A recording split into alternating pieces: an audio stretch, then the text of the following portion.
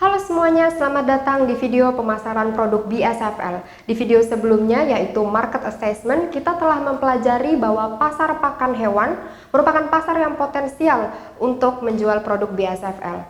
Pada video kali ini, kami akan menunjukkan alur kerja pemasaran kami. Untuk demonstrasi ini, kami menggunakan produk yang paling potensial yaitu Pop Larvae.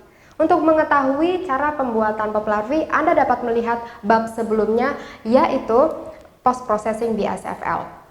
Setelah menonton video ini, informasi yang akan Anda dapatkan adalah bagaimana cara mempersiapkan produk Anda, mulai dari informasi yang ada dalam kemasan hingga mengemas produk Anda dengan aman, kemudian bagaimana cara mencari retailer hingga mendistribusikan dan menjual produk Anda, dan yang terakhir adalah membuat laporan aktivitas Anda dan memantau partner Anda. Berikut adalah alur kerja pemasaran yang akan kami sampaikan dan terdiri dari 4 kegiatan utama, yaitu persiapan produk, akuisisi retailer, distribusi dan penjualan produk, serta pemantauan retailer.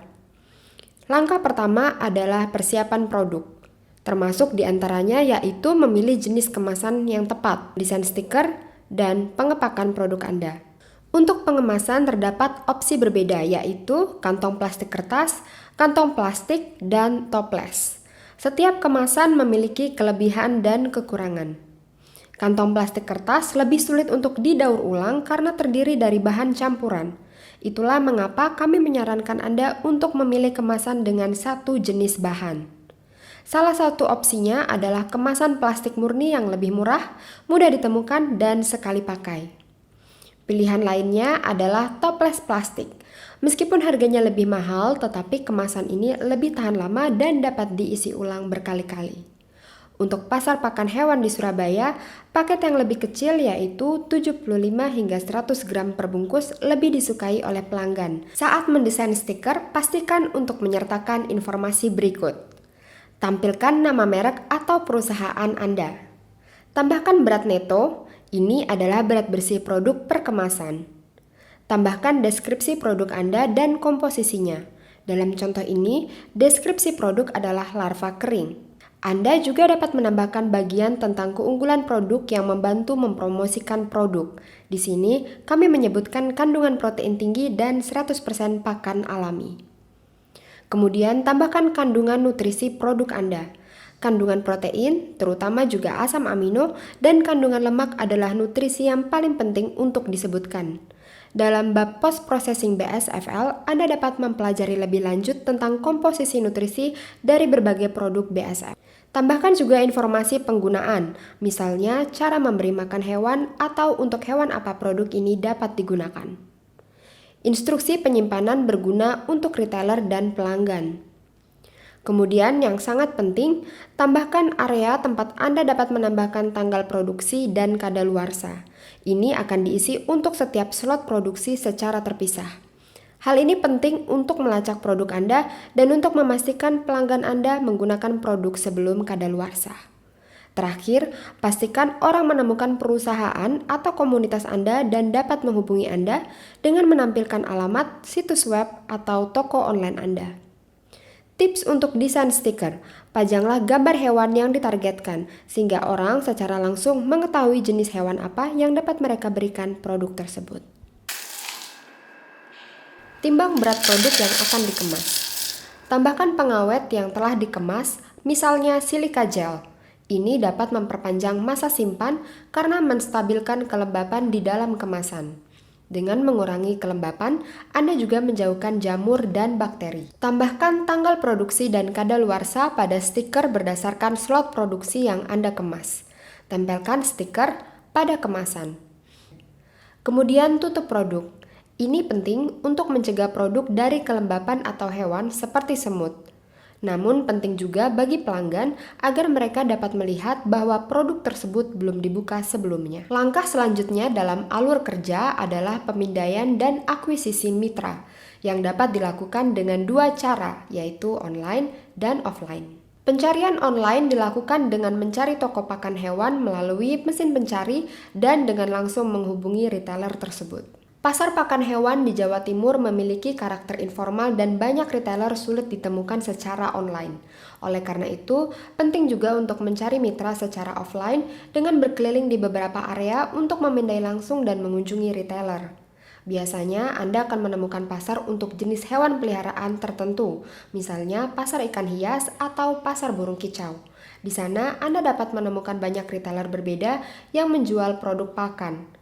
Sekarang kita sampai pada tahap utama dalam alur kerja, distribusi dan penjualan produk. Siapkan produk untuk retailer berdasarkan jadwal kunjungan Anda dan bawalah dengan sepeda motor.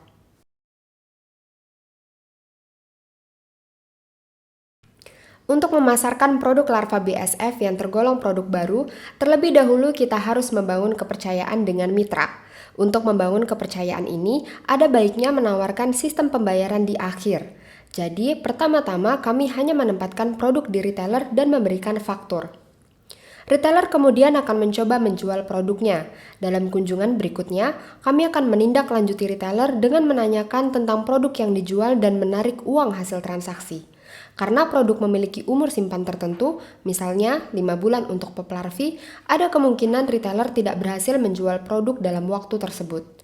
Beberapa retailer mungkin juga menghentikan kolaborasi. Dalam kasus ini, produk perlu ditarik kembali. Seringlah berkunjung, pastikan retailer selalu memiliki produk yang cukup.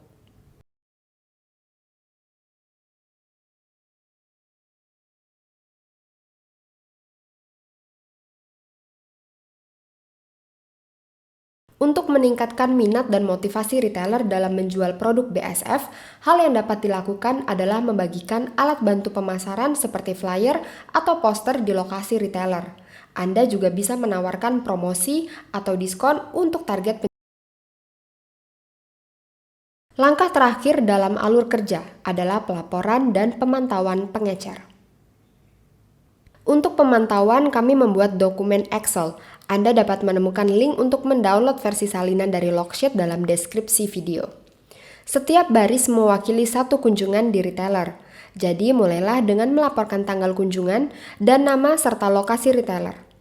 Kemudian, catat berapa banyak produk yang baru ditempatkan di retailer pada stok tambahan. Kode produk dibuat dari tanggal produksi, bulan, dan hari untuk memastikan penelusuran produk.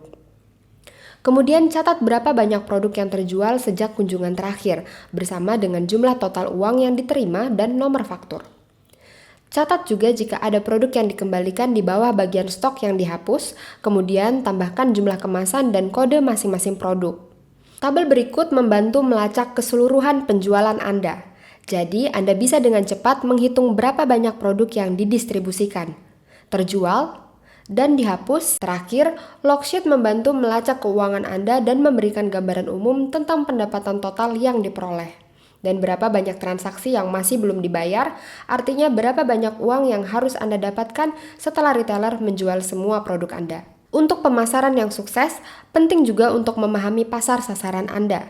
Jadi, siapa yang sebenarnya membeli produk Anda dari retailer? Terlibat dengan pelanggan dapat dilakukan secara langsung di pasar atau di acara seperti kontes burung kicau atau acara hewan peliharaan lainnya. Dengan demikian, Anda bisa masuk ke target pasar yang tepat. Testimoni dari pelanggan dapat meningkatkan penjualan Anda. Saya suka produk ini karena produk ini cocok buat burung ocehan. Burung menjadi suaranya bagus dan tidak gampang stres.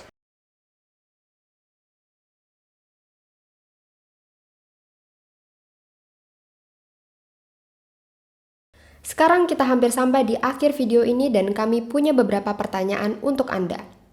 Anda sudah membuat stiker untuk produk Anda. 3 elemen apa yang akan Anda tambahkan pada stiker produk BSF Anda?